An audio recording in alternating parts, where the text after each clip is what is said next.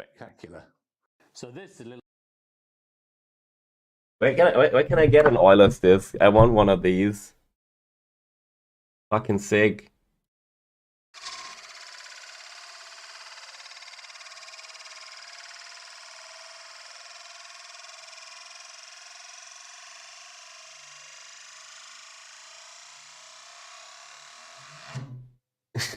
It sounds so cool.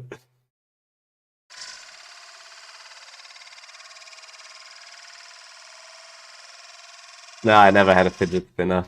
Wait, I wanted to watch a new video from Eurodollar University.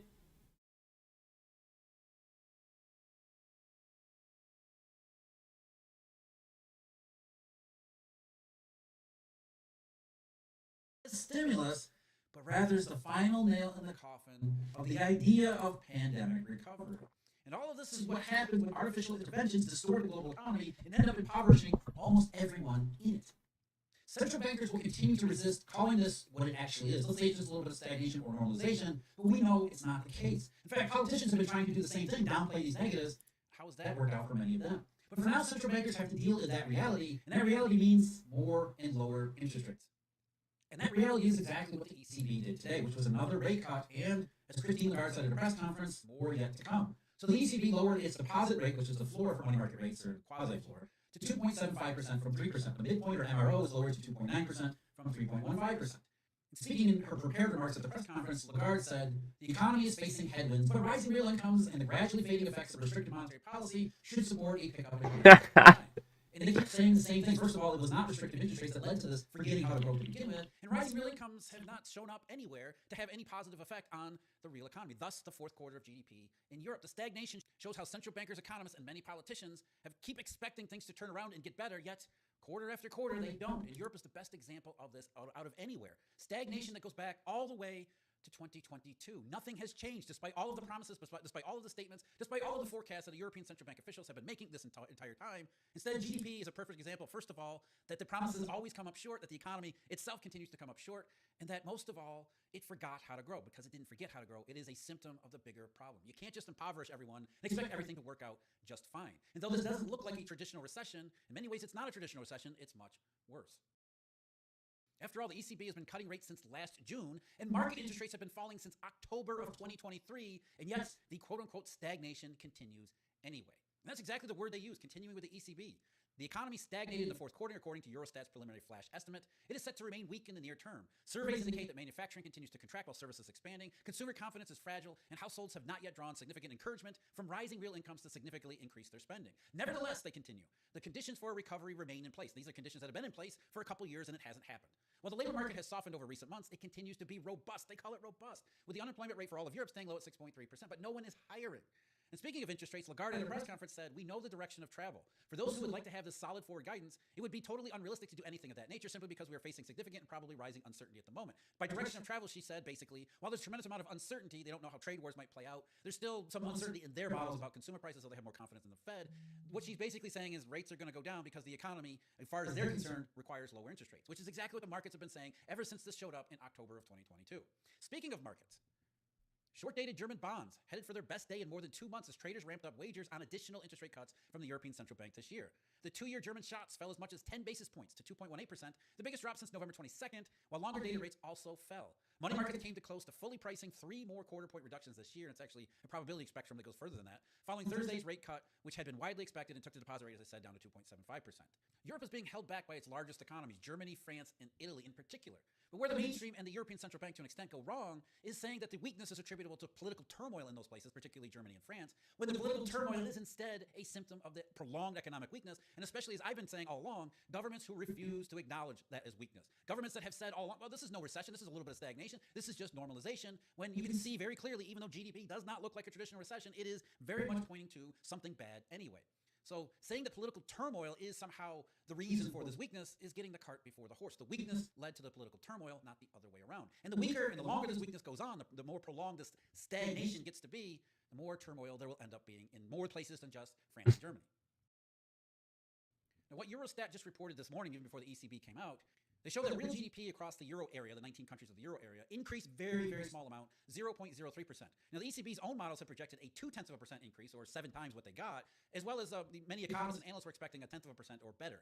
And that's down sharply from the 0.4% increase in the third quarter. So you can see why a lot of economists and even politicians and policymakers were expecting better fortunes, because the third quarter was another one of those that popped higher, and it looked like maybe this is the start of the recovery period. But same as we've seen time and time again, whenever GDP puts in a good quarter, it is followed up by a bad one. Or maybe sometimes it puts up a couple good quarters, but inevitably it never lasts. Nothing has changed over these 2 years, which is strong evidence of exactly what I'm talking about. It's not that economies forgot how to grow. They're trying their best and failing to deal with this impoverishment that was forced upon them by all of these price distortions from 2021 and 2022, especially oil prices.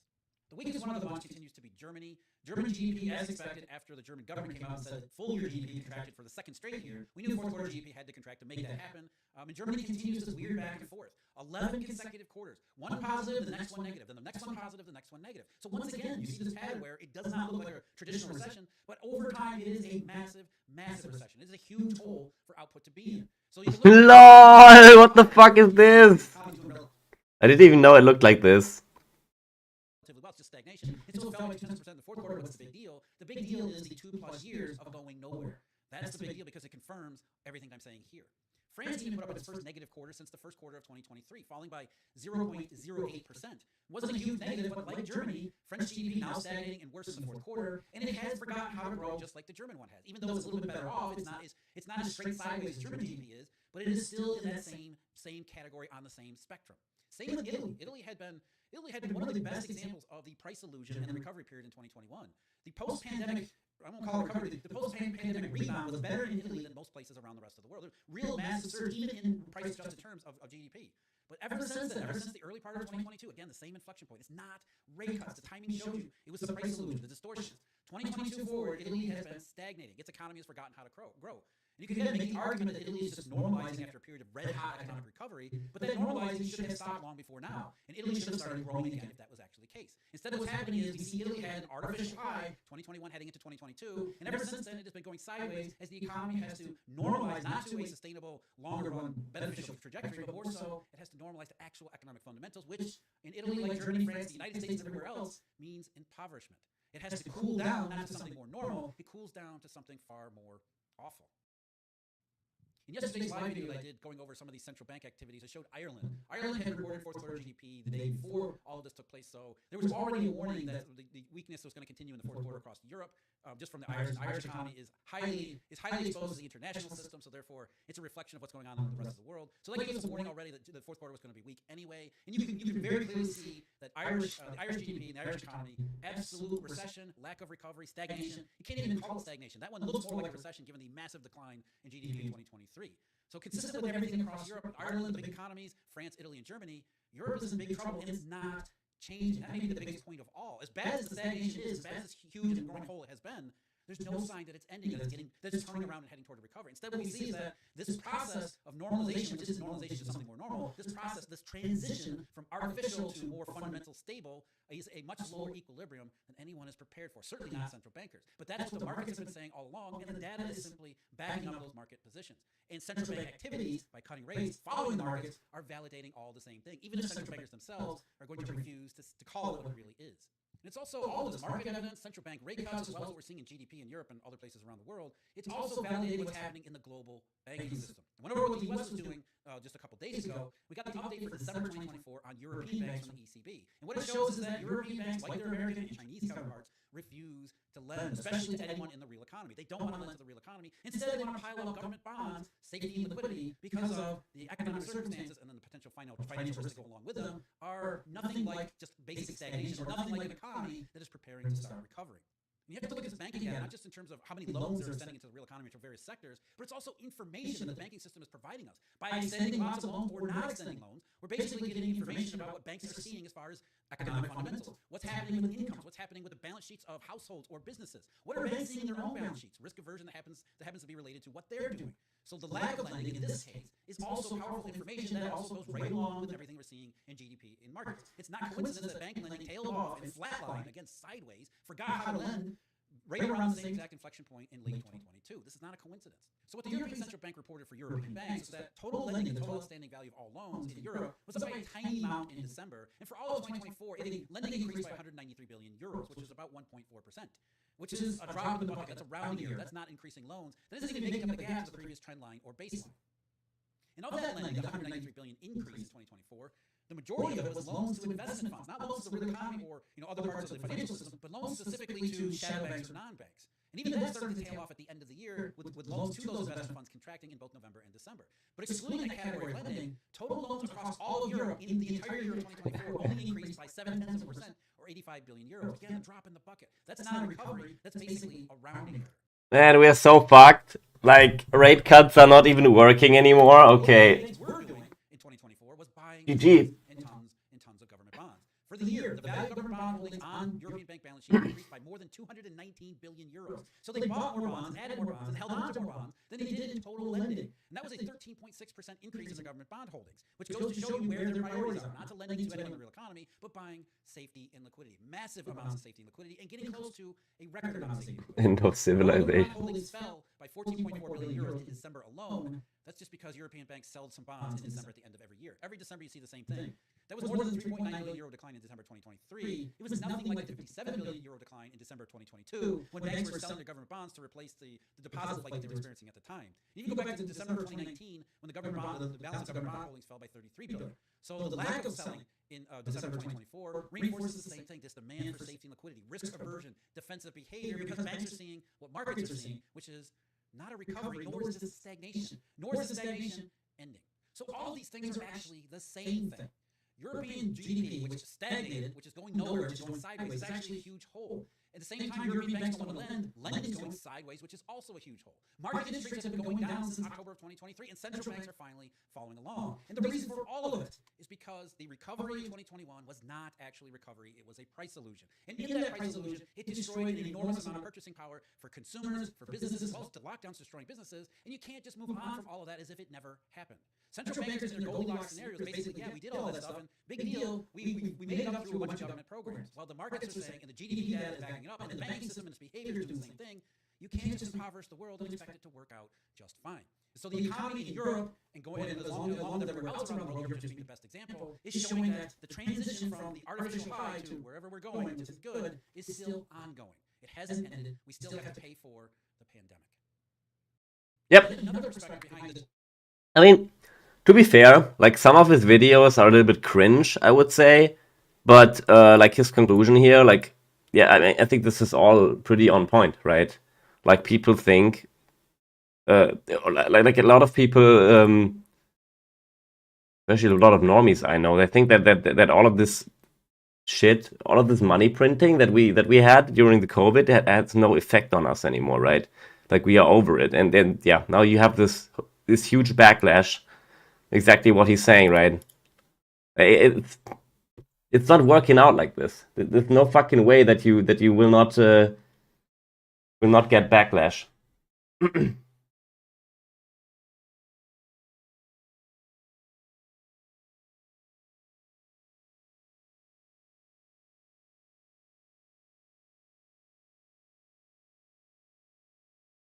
And now the interesting thing is, like, if rate cuts do not really work right now, right, in Europe, will it be even better, or will it be any better in the US? Probably not. Probably have the same effects, or yeah, similar effects.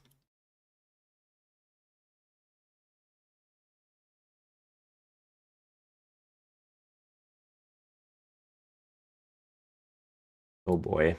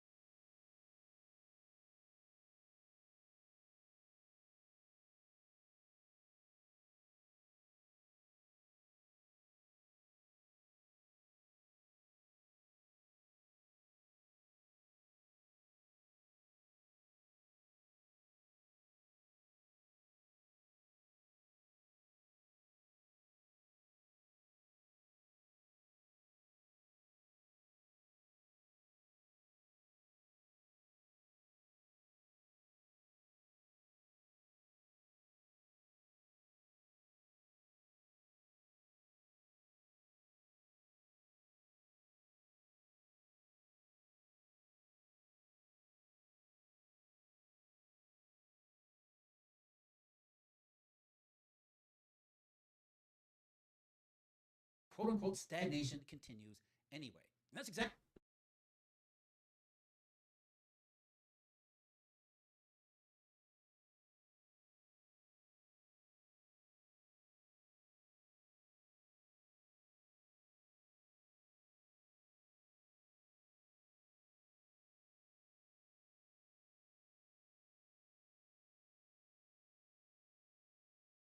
Gold has blazed to a new record high, rising above. Oh, no, he invited my favorite doomer.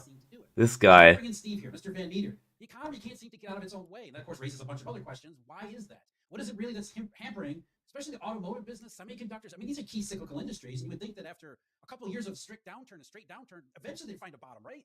Yeah, Jeff, you'd think so. But from my perspective, it comes down to two things: jobs and income. First, you got to have a job first, so you have an income. But if you have an income, which is great, well, you need it to go up. And what we continue to see is price growth is outpacing what consumers can afford. And that's really a problem. You look at the automotive industry, and this one you could have seen from a long path away, because when the baby boomers went into retirement, now they're a big generation of buying cars. They love cars. They usually have, anywhere from 2.5 plus. You'll see them, a car for him, a car for her, and then they have the fun car, and then the project car. They love cars, but going to retirement, inflation took off. What they find out is, hey, you know what? We're not driving as much. We don't need all these vehicles. We can't afford all the expenses for them. So they're not buying them, and they don't need them because they're not driving as much. And then you look at the work from home movement. Well, if I'm not working from an office where I'm not commuting, well, I'm not putting miles on my car. And if I'm not putting miles on my car, I certainly don't need to replace it. Comes all the way back to Texas Instruments, to ST Micro. You start to see demand for chips. Of course, cars use a lot of chips. People don't realize that. It's all a function of demand. So we see a slowdown in the economy leading to slowdown in demand for labor, and we see a group of people heading into retirement who's having to slow down as well. Yeah, Steve, with incomes, it's actually two problems in one, right? The first problem you just said, the incomes need to keep track of, keep pace with consumer price changes that are happening today, which we're already struggling with. But also, there was supposed to have been a catch up from price changes a couple years ago. And I think that's what the car business really represents, as you were just saying, is that a lot of baby boomers said, I think they still like cars and they still would drive cars if they could afford them. I think that's really what changed. And so you had a lot of people, whether they be baby boomers or not, they bought cars. The car buying cycle is 4 or 5 years. You own a car for 4 or 5 years, maybe 6 if you can stretch it out. Then you buy a new one. So you had a bunch of people who bought automobiles in 2018 and 2019 under 2018 and 2019 prices and those expectations. And then 23, 24 comes along, and now 25. And they're in the market for a car. And they're thinking, holy crap, what happened to the price of automobiles? And maybe you hear somebody talking about it, but you don't really feel it until you go to the dealer and say, I want to buy that one. And oh my God, it's 10,000 more expensive than I thought it was. So the income trap, so to speak, is that not only do we need incomes to catch up and stay pace with price changes that are happening today, they still need to make up for that massive price shock that we just went through a couple of years ago. And they're doing neither of those things. And in a situation where they're doing neither, that's where you end up with consumers, as you always point out, Steve, consumers that have to prioritize spending. I got to spend on this, so I can't spend on that. And that's really what ST Micro is telling us, that consumers are prioritizing, and therefore it's feeding down through the whole global economy. I mean, yeah, that's like, it's pretty obvious, right? Like, I mean, even I do this. I prioritize spending, right? Like, I don't know when the last time was when I ordered something on Amazon, or yeah, right, like it's just pretty natural that the economy is slowing down. I used to order some bullshit every other week, basically, that I did not really need. Yeah, Jeff, and you start to think it from a consumer perspective. Maybe they want a new car, so they go to the dealership, and what do they see? Well, the only thing that's really changed from current models is maybe there's a screen that goes all the way across the dash. And for a lot of older people, we've talked about this before off camera, that's really confusing and intimidating. And so they go, you know what? I like these switches, I like these buttons, and I don't really see a need to pay how much more? Yeah, I don't see the value there. Same issue we're seeing in the cell phone market. AI was supposed to revolutionize demand, and what are we seeing? Consumers like, I don't know what this is or why I really need it, when the search engine seems to do pretty much exactly what I want. And then, of course, there's also the income factor. Well, maybe I would like a new car or would like a new phone, but you know what? My income is not rising fast enough. As you mentioned, we got to prioritize rent, food, energy. Some of those things still going up faster than they need to be for a lot of households, meaning, hey, you know what? I'm just not going to buy that newest iPhone. Maybe we really don't need a new car. We can just make some fixes to our old car and everything's working just fine. I think that's what we're facing here, is an economy, and not here just in the US, but around the world, where households are just under pressure and more pressure. They thought they were going to get ahead, and they're finding out they're not.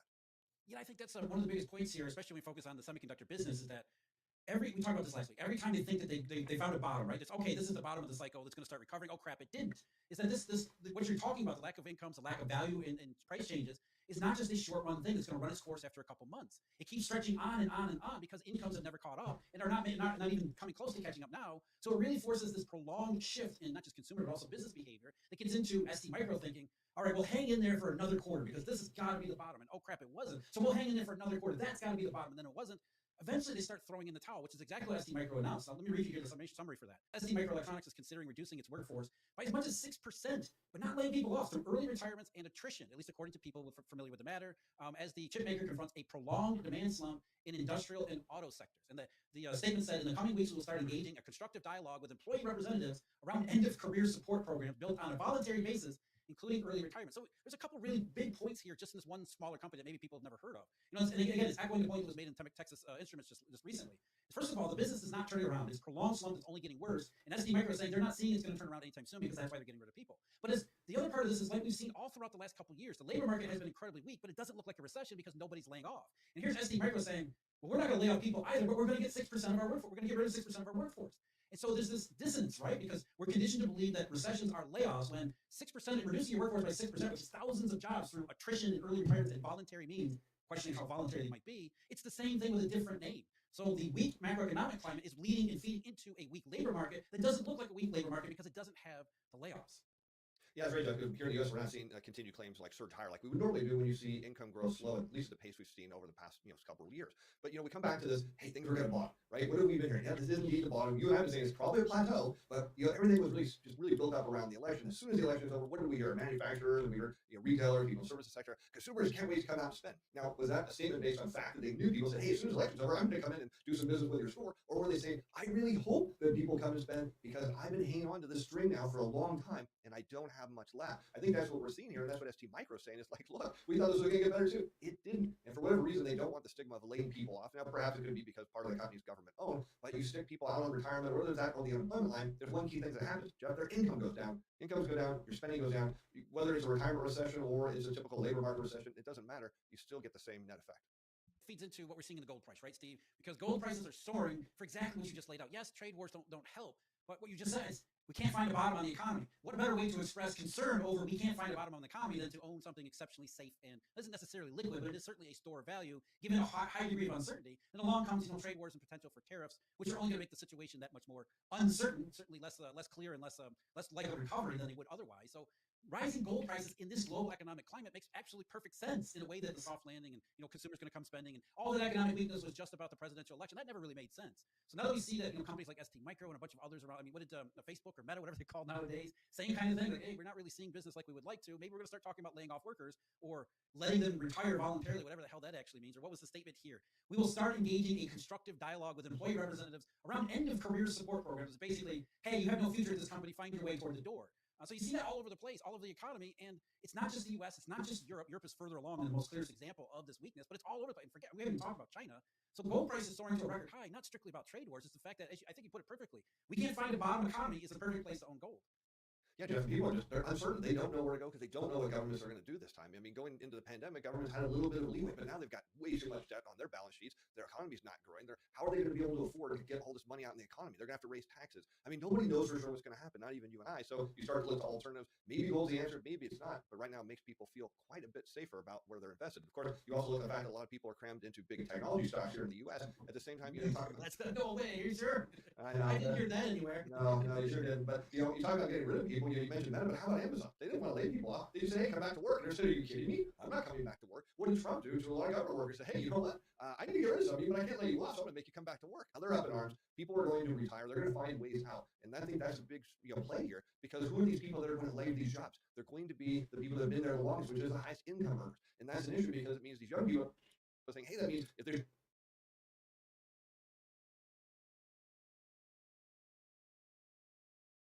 free enough space, maybe I'll get a raise. No, it doesn't mean you'll get a raise. What it means is these high income earners that have been in a job a long time, that don't have a lot of debt, that spend freely in the discretionary side of the economy, are going to find their incomes down to a point where they're not going to travel as much, they're not going to eat out as much, they're not going to buy all those extra cars. In fact, they may do the opposite and say, hey, we need to trim some things down so we can get by on what our retirement benefits are.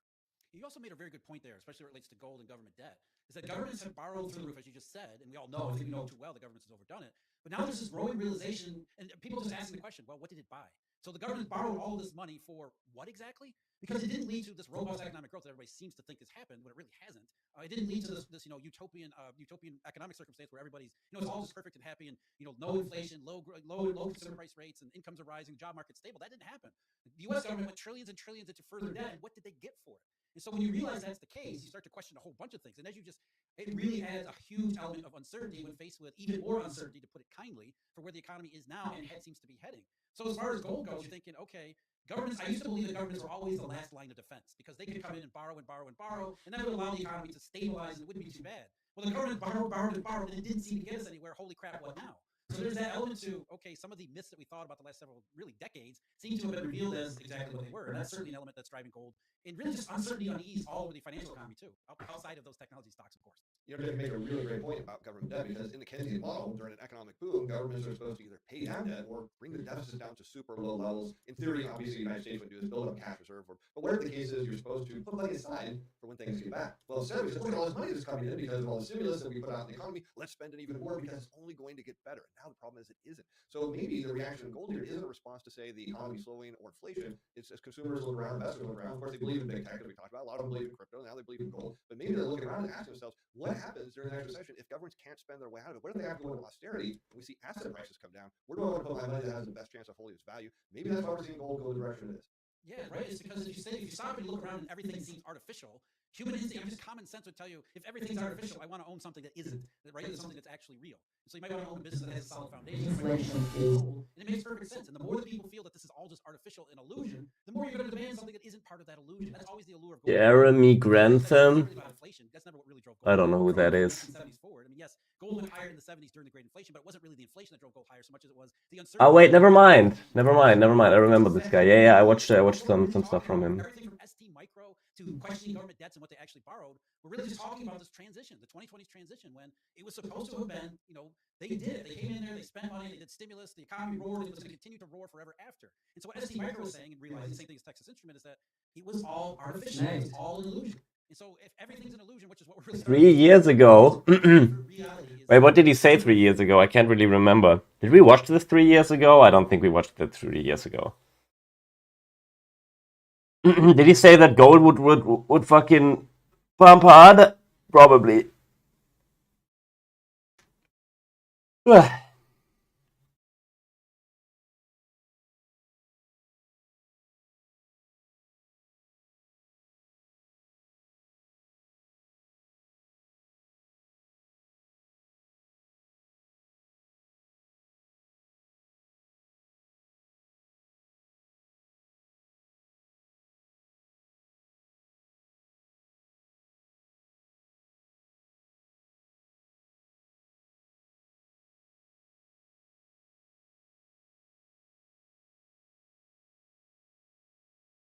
Nah.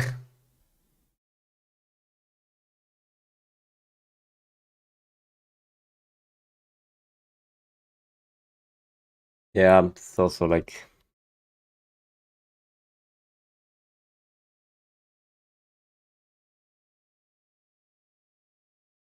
Michael Burry has just sold over $70 billion of his U.S. stock holdings. He has been selling during one of the strongest U.S. stock market rallies in history, which has reminded many of his behavior in the lead-up to the financial crisis. This is one of the few investors who saw the 2008 crash coming and benefited immensely from it. His trade allowed him to personally profit around $100 million and earn more than $700 million for his investors when the stock market crashed by about 60% within months. Recently, Burry has found himself back in spotlight. He's been offloading much of his U.S. stock holdings, signaling a pretty pessimistic view on the American stock market, and he's added a few very interesting trades to his portfolio instead that we'll be looking at today. First, it's important to note that we can follow Burry's portfolio moves based on his mandatory 13F filings. These filings aren't real-time updates, but instead reflect data from the previous quarter. This is important to note as the information in these filings could be expired and shouldn't be relied on 100%. That said, they still have a pretty clear sense for his strategy. He is significantly cutting his exposure to U.S. stocks while increasing his position size in the Chinese market. In the last two filings, Burry has completely sold out of 14 different U.S. stocks, a move that represented over $70 million.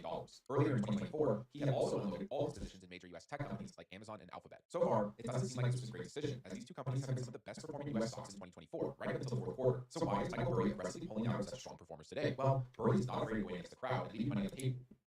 Really? I can't really remember Slothy. It's so long ago. When he believes things are getting too risky. This is exactly why so many investors follow him. And right now, the valuations of U.S. companies have risen to concerning levels. Take this chart of the S&P 500's PE ratio, for instance. It shows us how expensive the U.S. stock market is at any given point. Yeah. I know all of this data. Fuck off.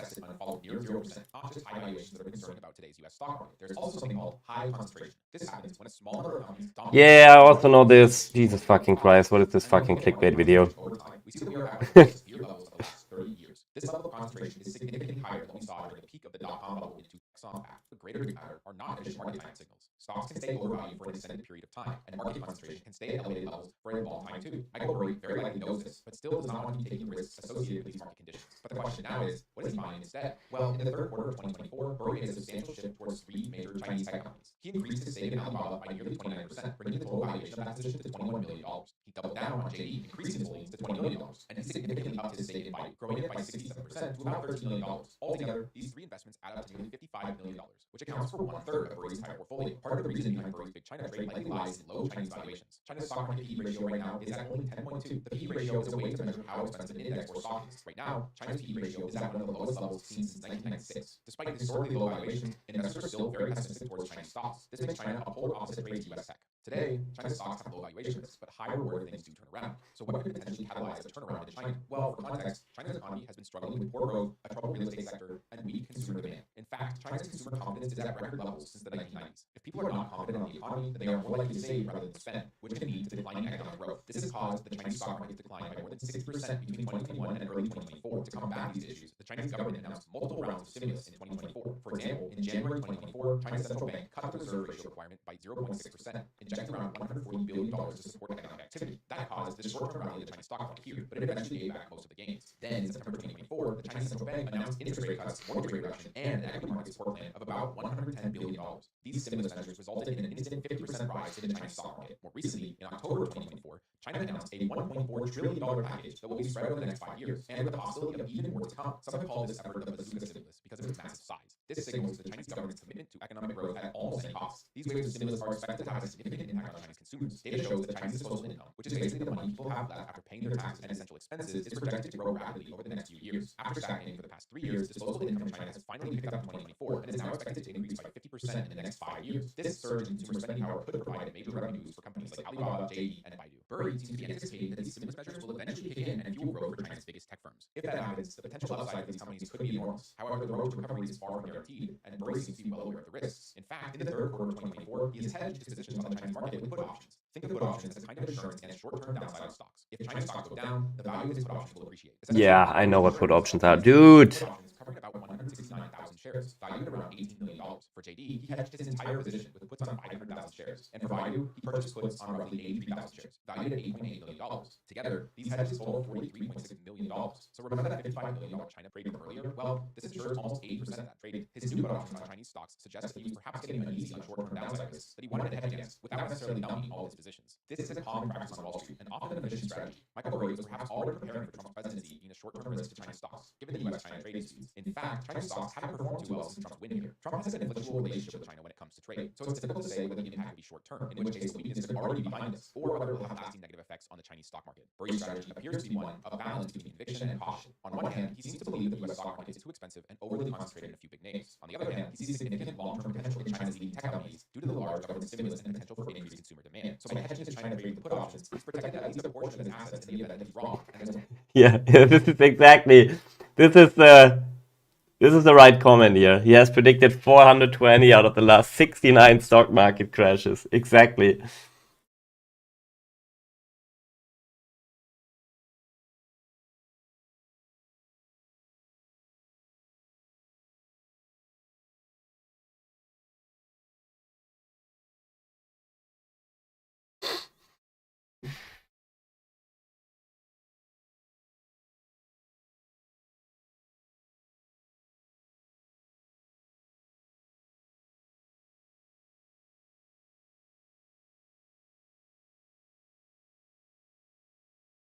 I got all the Duma videos I have here.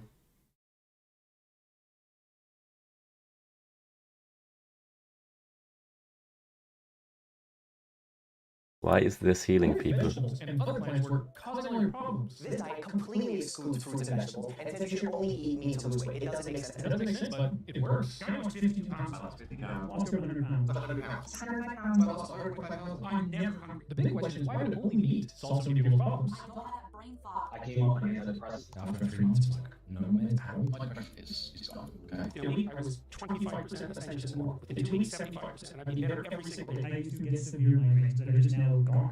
And Tylenol, I felt was She only eats meat. Meanwhile, Ted didn't have any problem uploading people's personal anecdotes about how a vegan diet helped him. In fact, Ted has uploaded at least 43 different talks on vegans. Why would we eat meat for beef fundamentally? for almost 5 years now. Dr. Sean Baker has been on the carnivore diet for 7 years, and he runs a website where people share their success stories on the diet. Strangely enough, over 1,000 entries discuss all kinds of conditions, including diabetes, hypertension, skin conditions, chronic gut issues, arthritis, mental health disorders, and others, improving or even appearing to be completely cured on a carnivore diet. So, what's going on here? Obviously, meat isn't just magic, but why does a meat-only diet seem to cure all these ailments? There's a very specific reason. Also, what about nutrient deficiencies? And aren't these people's guts going to be totally wrecked without fiber? For 4.5 months, I lived on liquid and nothing but fish and water. The story starts back in 1906 when explorer Bill Stevenson was stranded in the Arctic. Being stranded in such a harsh environment, nothing grows, would normally be a death sentence. Stevenson was baffled that not only could the Inuit be perfectly healthy on an almost completely plantless diet, but that he could as well. And at the end of 4.5 months, I was healthier than I've ever been before. So over 100 years ago, Stevenson was a proponent of the so-called carnivore diet. And you know that the Inuit who stayed on the traditional diet were not exposed to European foods, they had fantastic teeth that were completely free of cavities. They also didn't have cancer, diabetes, or heart disease. And lastly, no, they did not have scurvy. It still seems to be a puzzle why people like Sean Baker, who has been eating mainly just cooked steaks for 7 years, mysteriously doesn't have scurvy. One reason you might be protected from this is that meat, especially if it's raw, does in fact have a little bit of vitamin C. Further, your vitamin C requirements may be far lower if you don't eat any carbohydrate because glucose actually inhibits vitamin C transport in the body. In fact, in Stevenson's 1936 article, Adventures in Diet, he noted that men could be cured of scurvy if they were transitioned to a meat-only diet. You see, back in the early 1900s, people didn't believe it was possible to live on an all-meat diet and thought that less meat you ate, the better for you. It was that meat caused arthritis, hardening of the arteries, high blood pressure, and kidney damage. So Stevenson and his friend Carson Andrews volunteered to eat a meat-only diet while under supervision at Bellevue Hospital for an entire year. Some of the investigators thought that the men would die in under 3 months on this diet. At one point in the experiment, Stevenson was feeling unwell and had some gastrointestinal issues, but this was because he was instructed to eat lean meat. Stevenson had known just how important eating plenty of fat is in the success of the diet.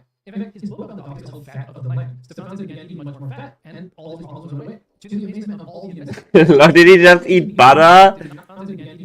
Ah. They were perfectly healthy and had in fact reduced their blood pressure and lost weight. This was no surprise to Stevenson, as he knew the Inuit were very fit and trim under their baggy clothes. Now, what about a meat diet remarked that they passed much less gas? The investigators were in fact so interested in the topic of gas that they used an X-ray to observe that there was indeed less gas in the intestinal tract. The oldest carnivore success story I could find was one from 1886 in the British Medical Journal. A man went on a meat-only diet. He lost 14 pounds. Well, we can't eat like gorillas, yeah.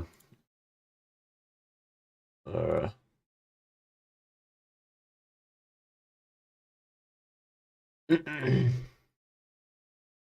guess I gotta go work now. Wish me luck that the market crashes and I don't round trip my P&L on my Boomer account.